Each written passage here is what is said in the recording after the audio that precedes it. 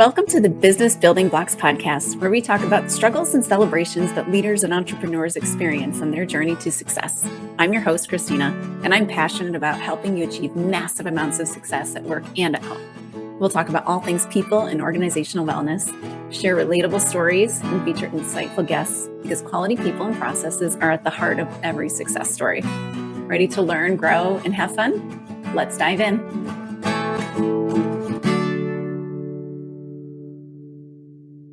Hello, and welcome to the Business Building Blocks podcast. I'm your host, Kristina Schmitt. I have a very fun guest on today, working on your team to bringing it to that next level that we need to get your business rolling the way you want it to get. So welcome, Chad Bareither. Chad is a founder and principal consultant of Bareither Group Consulting, and he's also an author of the book, Improve Less. He's committed to helping leaders get their time back and get better results by improving less. So welcome, Chad. Yeah, thanks for having me on. It's going to be a fun conversation. I think so. So Chad, tell us a little about yourself. Yeah, so I guess the more demographic stuff is, so I'm based in Southwest Michigan, just outside of Kalamazoo. Been married 20 years to my wife, Rachel, 3 children. And I spent the first 15 years of my professional career in corporations, so large organizations, and predominantly in roles. I was very fortunate to fall into my specialty or niche early of continuous improvement. So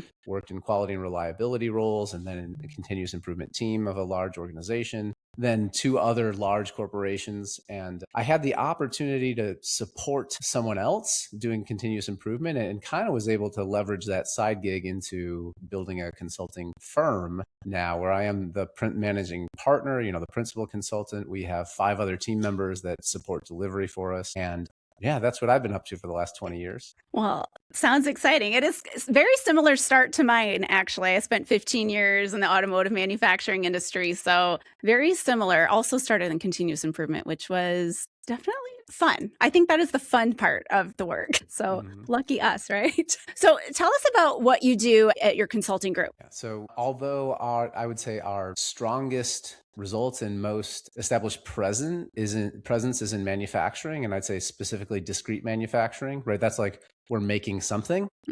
We've done some work in more process-based manufacturing, like food and beverage and pharmaceutical as well. And we have done some engagements in more service spaces, be it wholesaling and distribution, health and human services. Regardless of the organization, if we use for this context, like manufacturing company, is we help those organizations that have either scaled and they've lost margin for some reason, right? We're growing and we're no longer making as much money, or maybe we're not profitable anymore. So that's a challenge. So we're helping them troubleshoot what prevented them from scaling, we'll say viably, right? Financially viable. Or they're at the front end and like, we want to scale, but like, we don't know what to do next. We don't know where we're going to get the capacity from. So we don't want to try to scale and then not be able to deliver on that. So that's, if I generalize the clients we work with, kind of one of those 2 buckets: scaled and like we've lost margin, or like we want to scale and we have no idea where it's going to come from. And with those organizations, it's really based on their problem, their pain point, and their metric, if you will, for the goal. So it could be things like lead time. It could be things like capacity. It could be pretty straightforward of just cost savings, right? We've scaled. We're no longer profitable. We really need to take a look at our options and see where we're bleeding cash. And so we meet that client where they're at in terms of their specific need. And then we do approach it with a framework. So we have a process, but it's not cookie cutter. It's always tailored to their operations. All of the pain points and where we start with the engagement is based upon what we can observe. So I'd say that's facts, right? So data is the numbers, and then facts are what we can go see on the floor. So we kind of marry those up, facts and data, to develop a tailored implementation plan to get them from where they are now to where they want to be, whether that's more financially viable, shorter lead time, better capacity, improved quality. And we're pretty aggressive on this. Since we're on the ground, we're not just delivering polished slide decks, right? We're implementing the scope projects with the team. So we see results in as little as 90 days, right? So our typical engagement is like 3 to 4 months. Okay. All right. So When you're in there and working with them, like what does that look like? So on the front end, it's not a lot of classroom-based training. We might have an introduction to who we are, what we're going to do here, some terminology that we're going to be using through the process, and then it's right to the floor. Find pain points, anything that doesn't look right to you, anything, talk to operators, and we're taking a team with us, right? So it's also about developing their capabilities, not just getting the results one time. So the sustainable part of sustainable continuous improvement is making sure that we have people that know what the heck they're doing, not just like, I changed this because a consultant came in and told me to change it. Right? Yes.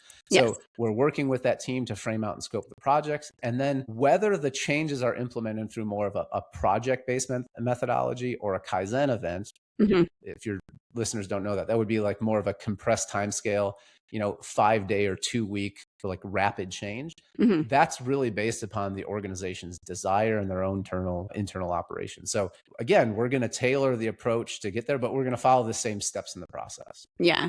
Do you ever run into where, you come in, you start working with somebody and then they're like kind of hiding something from you? Like they're scared to really look. That's a good question. I don't know that I think different than saying they're hiding it is they're not aware. Right? Okay. So they might not be aware it's a problem. There are times with leaders where I feel a little bit more like a therapist, right? Like they're just kind of like telling me what's going on. And similar to like, if any of your listeners have been through therapy, I've spent some time in therapy. That's healthy for everyone listening. It's good for it you, is. right? It's like, good for you. One of the major things that therapy gives you, right, is a language. Like, how do you label that thing that I'm doing so I know when I'm doing it? And the same way, lean, continuous improvement, operational excellence, right, does a lot of the same things. Great. Tell me about that pain point. They can usually articulate the pain or the frustration, kind of the symptom, and we help label that so they know how to call it out. And then we show them a different way of thinking, maybe a different tool that helps address that pain differently. So now, like, in terms of, rather than saying to your question, are they hiding things? I think sometimes they're just not aware. Yeah.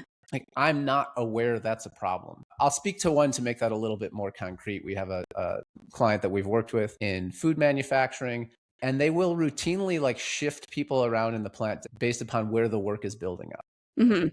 But where the work is building up, that's a problem, right? That's a symptom. Their frustration that they're expressing is, I always have to move people around. And I'm like, well, the fact that you always have to move people around is the symptom of what is the problem, right? You don't have flow, right? You don't have balanced work coming out there, but that's not a word they know yet. So then we have to like kind of teach them the concept and meet them where they're at. So it's not so much they're hiding it as like they might not be aware that it's a problem. And they may have coped with, I feel like I'm using all these therapy terms. They've coped with that problem in a certain way. So now that has become their job. Shifting people around in the plant has become my job. And it's like, no, but like, what if you could free up your time to actually do like evaluate capital investments and leadership development and other things, not shifting people around in the plant, right? I know from my experiences, like a lot of people feel like the hero when they're the one who can shift the people around and make all those kind of firefighting decisions to make it work somehow, make 2 + 2 somehow make 5 in some way, but they're stealing from somewhere else. So how do you help the teams deal with that sort of mentality? Yeah, well, I wish I could say there's from an organizational, there's a very high success rate. I wish I could say there's 100% success rate with an individual, right? But I know a big thing of what you talk about in some of your other podcasts, right, is building systems. Like, so how do I come up with a system around that? So a system of, evaluating or managing work in process, not shifting people around, like takes time to put in place. But you're almost saying like, well, now I'm losing my value as my value is making that on the fly decision because I understand the plant and I can look forward to, but if we try to, it's a mindset shift to like, well, let's get all that expertise out of your head and like build it into the system so you can go solve a bigger problem. I wish I could say there's a 100% success rate with people, but I'd say it's very high, right? When we get them in and we start talking about it, like, how do we make your day easier? How do we make that pain go away so we can deal with this bigger problem somewhere else is really where it resonates. And it's kind of the beauty, I would say, of lean thinking, not to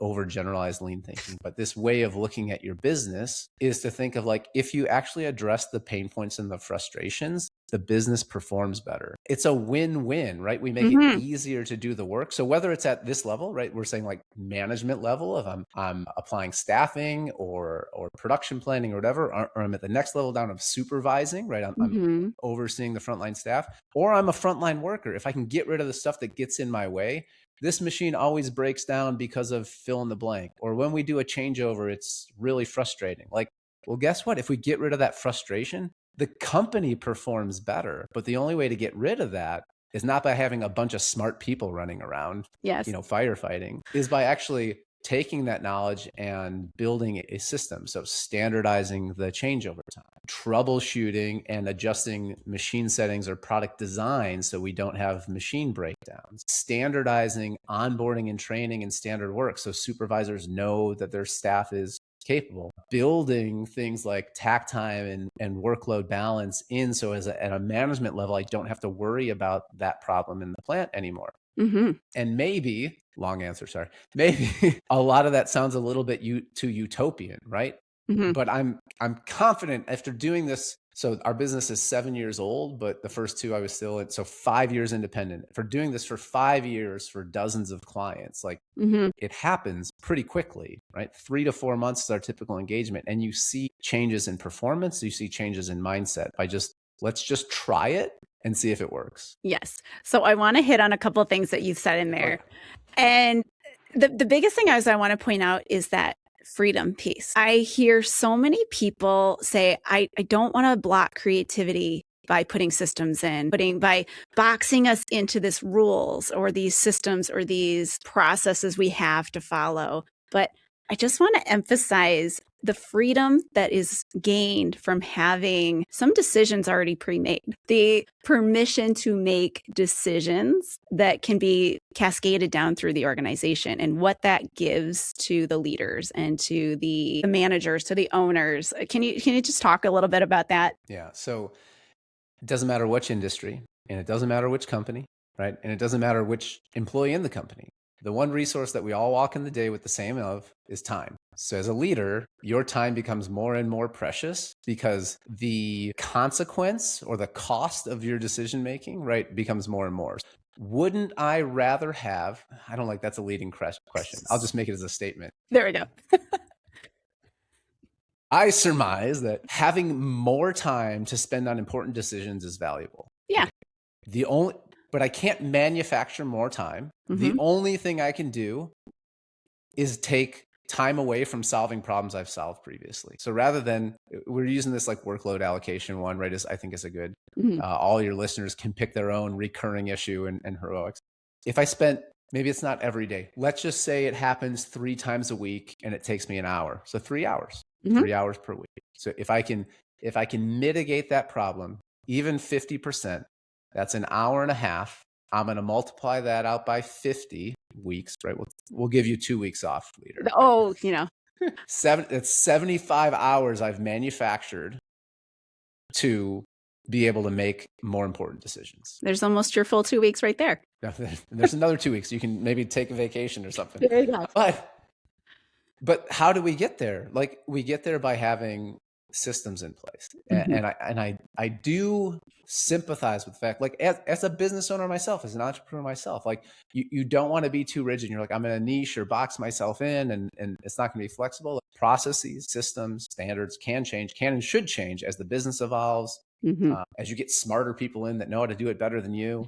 So they can evolve. But like a real world problem, and we kind of touched on this briefly before we started recording, right? Working with a client that's a Fortune 500 client, and they're talking about standardizing processes because there's site-to-site variation. And I'm just like, how is a Fortune 500 company talking about we don't have a process for this very like crucial step in our product development cycle? Yep. You can't keep pretending like you're some agile startup, and because we don't want to get boxed in. It's like, no, we're accountable to the market. We're accountable to our shareholders. We're accountable to our employees. We're a for-profit company, right? And there's nothing wrong with being for-profit. That's great. But if you want to keep churning that out, and as a leader, you want to free up the time to make those important decisions, you have to start thinking about which decisions can I not just delegate, but systematize? I don't want to just make it someone else's problem, right? It's my problem. I'm going to give it to Kristina. Now it's her problem to deal with.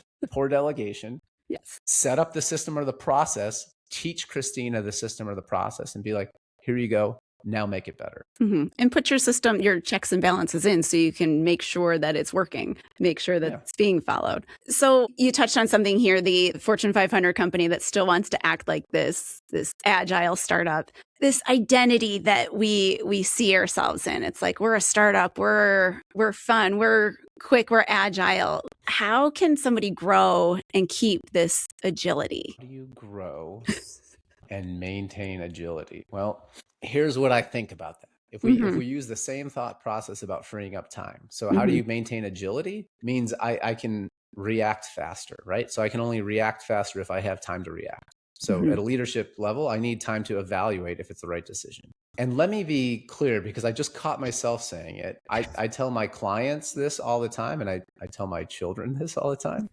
There's a big difference between reacting and responding, right? React is an impulse. That's I touch a hot stove, I pull my hand back. When we get to a certain level in business, we want to be responding to signals, market signals, employment signals, profitability signals, whatever, right? Not reacting. We react when we don't have enough time. We react when there's a problem on the floor and I put a Band-Aid on it to get through the shift, right? Or to make the shipment. And from a corrective action, preventive action standpoint, there's times where we just need to like contain the problem. But what we want to create is more bandwidth, more time to solve the problem. Yes. And so if I want to be more agile, I need time. And if I want time, I need systems. And so how do we get leadership to have more time to evaluate strategic investments, of entering a new market or expanding a product portfolio or looking at international distribution? These are big decisions we don't want to react to. And aside from working 80 hours instead of 40 or 50 hours, like the only option is to take some of the things that are on your plate and try to build a system around it so it's repeatable and delegate it to someone else. Then you cascade that all the way through the business. You want to be more agile at the front level, is how do we give frontline operators standard work and clear guidelines, right? So that they know what to do. So they're not customizing, tweaking every single product that comes through just to get it out. Now we've freed up bandwidth to explore. Do we have an option of introducing a different model or a different product variant? Exactly. You have a Maybe it sounds too simple, right? But it is simple, but not easy, right? Yes, exactly. And it's not easy because it takes a little bit of the upstairs brain that you've got to tell it's okay to let go, and the work to actually put the system in place and train people and properly delegate, not just throw it over the wall and hope for the best and then take it back because you didn't delegate it right. Yeah. All right. Let me get back on track here. I get really excited about these things, but you have a great illustration in your book that kind of lays out like time spent versus the level that people are at. Can you tell us a little bit about it? Have your book here. So I can maybe throw the business management system should be composed of 3 elements: strategy deployment, process improvement, and then daily management. And the challenge is, if I'm trying to do it all as the leader, I mean, this should go without saying, that if there's any founders, startups, owners that are listening, like, you're trying to do it all, it's exhausting, right? Because there's task switching and everything else. I can't. So if I first want to delegate daily operations of making the product, delivering the service, whatever your particular business is, I need to give some guidelines and training to the people that are going to be performing that, so I can do less of the daily delivery and more of the business development and the strategy and the improvements. So at a higher level, I should be spending most of my time thinking up and out strategy, right? And which key processes, whether it's operations or business development or sales and marketing, but whatever, which processes I need to improve to achieve that strategy. Very few daily decision makings if possible, right? As I get closer to the front line, those shift, and I should be spending less time. I don't want my frontline operator that's running the brake press to just be daydreaming about strategy, right? I want them producing the widget, There you go. We got back to widgets There's somehow. Widget. It's in your background there. Right. So they should be focused on their daily work and improving their daily work. Right. So once I've created the standard, that's theirs. They own it. And I should be focusing most of my time on execution, daily management of work, and then that other portion and process. And how do I improve the processes I'm responsible for? When you get those out of sync, right, it goes without saying, like if I'm frontline and I'm spending too much time on improvement, I'm not actually delivering the daily business. At the top line, if I'm spending too much on daily business, I don't have time dedicated to strategy. And so what we work with them is really trying to separate those three elements, right? I'm not saying separate the layers vertically in the organization. They're still very connected vertically in the organization, but separating out and calling out of like, this is how we do strategy. This is how we do improvement. This is how we do daily management, and being very clear about, well, who's supposed to be doing what. So that we can begin to spend time in the right proportion for these key things it's going to take to scale the business. Again, if I rewind to like, who do we help? People who are ready to scale that don't know how. Great. We're going to give you a system, a foundation to put that in place. The folks that have scaled and said things are, we're holding it together with shoestrings and bubble gum is like, great. We're going to help build you a system around this and like shore up or buttress what's already existing. Yes. Yeah. So when let's say I'm a business leader and I'm just now hearing about these 3 layers, what's the first step that they should take to start making that transition? Yeah. So what I'd love to start with, right, is strategy. It's just saying like, well, where are we going? Because that's going to help us figure out where we need to work. And we begin with mission and vision. If they have that already, that's great. And I truly don't believe I'll be honest, there was a point in my career where I thought mission and vision was very woo-woo-y. It was like, someone in marketing or HR had it and we painted up on the wall and it sounds good to customers or whatever. But honestly, to give clarity to your leadership team and to your frontline employees about like what it is that we do here and why we're doing it, like what we're pursuing, gives clarity around the changes that you should make. So it's also a litmus test for you. Like if we're working on this process, is that aligned with where we're going strategically? And this isn't some, offsite boondoggle where we're playing golf and everything else. Like typically when we're running strategy workshops, this is like accomplished in 2 days or less. I was saying like, let's get concrete on mission and vision. If that's already done, fantastic. And then let's talk really about objectives and goals. How will we know we're making progress towards that true north? Now I get a little bit more clarity around what should we be working on. Yes. Right. So maybe we could use something to illustrate that and say, I want to grow. We want to bring new and innovative solutions to whoever our client base is. Right.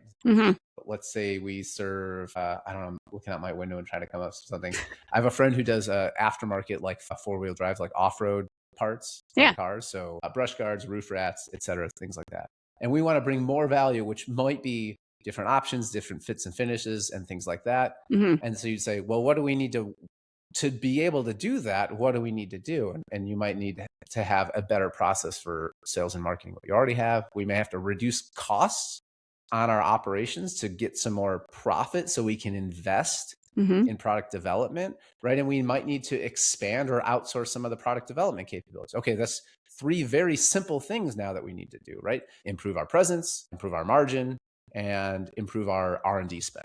Then we would go down from that and decide, well, what do we need to do that? Let's take the middle one of improving our profitability. Then we would really be looking at our operations with not fix everything, but being very critical about what we pick to work on right now, knowing that this is what we're serving for that greater goal.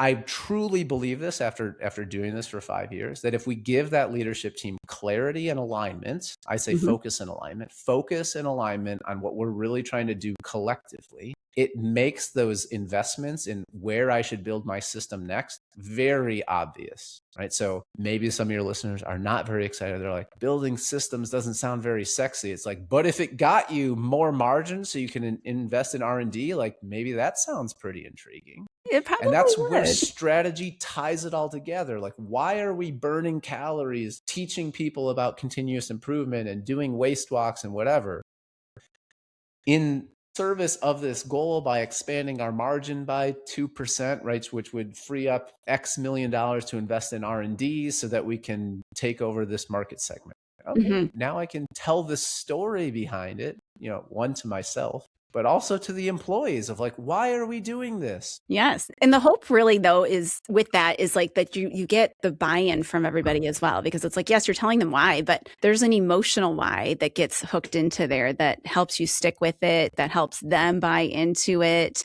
Like I know when I was in production and we were trying to make 2 + 2 make 5 a lot, that it's that freeing up that time where that you don't have that emotional like baggage hanging on you all the time. Like those hard decisions, those hard choices always hanging on you. Like that is, I don't have to do that. I don't have to spend my Friday nights trying to figure out how we're going to run the week. Like it's that freedom can be enough buy-in sometimes to keep things, to get people excited about it, to keep rolling with it and want to do this work, want to put the effort in right now to have payoff later. And the approach that we do, which the book was written first, and we kind of came round back to the title. We ended up on that, that improve less is like, it doesn't have to be 50 things, and it doesn't have to be this annual plan with 26 points. It's like, really, like, let's get concrete and say, how much can we move the needle in the next 3 months? And then really whittle down the things we're going to work on to like show progress and results to the team. So then we're generating kind of like the snowball. Like it's very common that I see organizations of a middle size trying to act like a large company, or maybe people from a large company came and they're in a middle size. Like, well, we need an annual plan, and the annual plan needs to be 12 months worth of work. It's like, but if you don't finish 3/4 of it, yes, we spent a lot of time planning something that didn't happen. And so again, like building your systems, but being informed, right? At the beginning, I said facts and data. So data, what do the numbers see, but also facts. What do the people working in those processes every day struggle with? And be like, man, if we could develop a system to alleviate that struggle, which would get us better results, which would make progress towards this goal, which means we're pursuing our mission and vision. Like and then that level of clarity becomes very easy to communicate. And then when I can communicate it, now I'm generating more buy-in. Now I sound all woo-woo-y, like this is around a campfire or something. That's all right. It is exciting. And the thing is, it is both. It's both. It's very practical. And that's what you're doing by focusing on less, is you're creating real practical things that you can actually move forward and get traction with. And there is the upstairs woo-woo feeling sort of stuff. So it is both. So it's okay. And it's not just for big companies. I'll even say from personal experience, right? Is like we take our own medicine, right? Or as a friend of mine used to say, is we eat our own dog food, right? Is like we use the same methods in Improve Less to run Bareither Group, right? And it's a small team, right? I have administrative support and 5 other deployment leads or other consultants. But between the 7 of us, right, maybe that's the same size as some of your listeners' business, right? We have that. We have a mission and vision. We have a strategy. We have key things that we're working on. We have standards around business development, marketing, deployment, like actual application of the work, so delivery of the work. And then we review that on a scorecard. So that's our strategy, process improvement, and daily management. So we live by this as well. Part of this, may say so myself, the success is because we built systems around it early so we can scale. Absolutely. And that makes you able to function with 7 people with, like the one admin support or whatever, like it's because you've got systems. You're not trying to make these decisions and you're not trying to do it all yourself. That makes it possible. So awesome. Well, Chad, I want to thank you for sharing your insights and sharing your awesome book. It's a very quick read, so I've got it right here if anybody wants to have a look. We will put a link in the show notes for it as well. But what's new and exciting coming up, or anything you want to tell the listeners about that's going on? Yeah, so new and exciting. I'm not sure. There's always new and exciting client work, right? So there's a couple of new clients that we're onboarding in Q2 here, and so that's always new and exciting. If any of your listeners are familiar with like Gallup Strength Finder, like I'm a learner is my number 1, right? So I'm just always excited when we're beginning an engagement because there's a heavy learning process. But if anyone's interested in what's going on, we publish case studies on some of those engagements. We reveal, or I should say share our insights on LinkedIn. So the best way to get in touch with me if you want to learn more is check out LinkedIn, connect with me. The first chapter of Improve Less is free for download at our website. So it's bareithergroup.com/improve-less. So you can check us out any of those areas. And I am happy to have questions. So if you have questions, email me. My personal email address is right there on the website, or you can set up some time if you got a question about your business and we can talk through it. So I'd say LinkedIn, website, hopefully, as we look at it, our vision is really to support regional prosperity through more sustainable businesses, right? And when I say sustainable, I don't mean environmentally sustainable. I mean like profitable, like we need good cash flow. So I really stand behind what we do. I've probably given away as much value as I've delivered in terms of insights because it's a collection that I've learned over 20 years, but I truly believe it'll help companies. So if you have questions, come find me on LinkedIn or check out the website. Thank you again. And I appreciate all of your insights and everything that you've shared with us. So thank you so much. And listeners, if you enjoyed the episode today, reach out to Chad, like and subscribe, leave a comment on the YouTube and leave a review. And we'll see you on the next episode of the Business Building Blocks podcast. Thanks for tuning in to the Business Building Blocks podcast. If you enjoyed this episode, make sure to subscribe so you don't miss what's next. If you found value in our conversation, please leave a quick review, like, or share. It helps us reach more amazing listeners like you. For more resources and insights, visit KristinaSchmitt.ca, where you can find tools and support to empower your leadership journey. Thanks again for listening, and we'll see you in the next episode.